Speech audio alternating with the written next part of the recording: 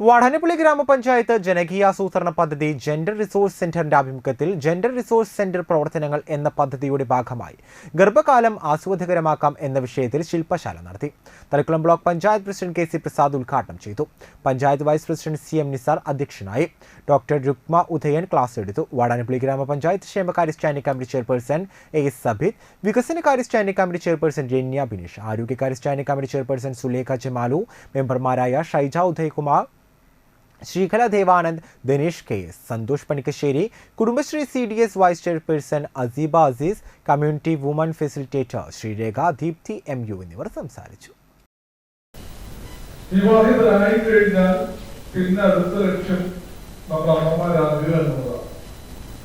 അപ്പൊ ഈ കാലഘട്ടത്തിൽ ഒട്ടനവധി കാര്യങ്ങൾ ശ്രദ്ധിച്ചു പോകേണ്ടതുണ്ട്. നമ്മുടെ മാനസിക വെല്ലുവിളികളെ അകറ്റുന്നതിന് വേണ്ടിയിട്ടുള്ള സന്തോഷകരമായിട്ടുള്ള വിഷയങ്ങളിലൂടെ കടന്നു പോകേണ്ടതാണ്.